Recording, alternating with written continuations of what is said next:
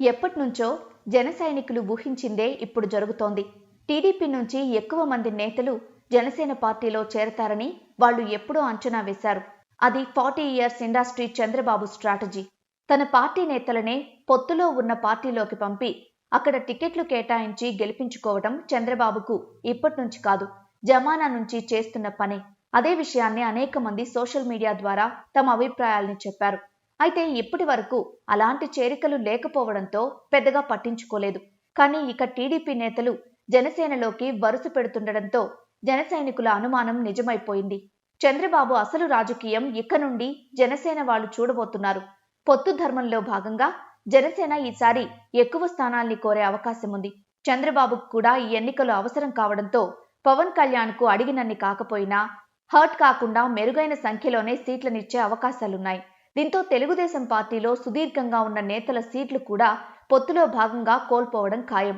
ఇది గ్రహించిన నేతలు కొందరు టీడీపీలో ఉంటే సీట్లు రావని జనసేనలో చేరి పోటీ చేసేందుకు సిద్ధమవుతున్నారు.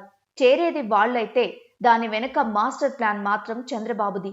అయితే పవన్ కళ్యాణ్ కూడా అమాయకంగా వారికి కండవాలు కప్పి పార్టీలోకి ఆహ్వానిస్తుండటంతో ఆశ్చర్యపోవడం జన సైనికుల వంతైంది. తాజాగా మాగంటి బాబు జనసేన అధినేత పవన్ కళ్యాణ్ ని కలిశారు.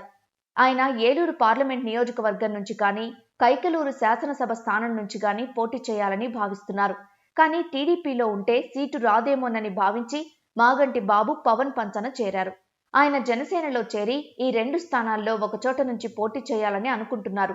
అలాగే బూరగడ్డ వేదవ్యాస్ కూడా అంతే. ఆయన పెడన నియోజకవర్గం నుంచి పోటీ చేయాలని భావిస్తున్నారు.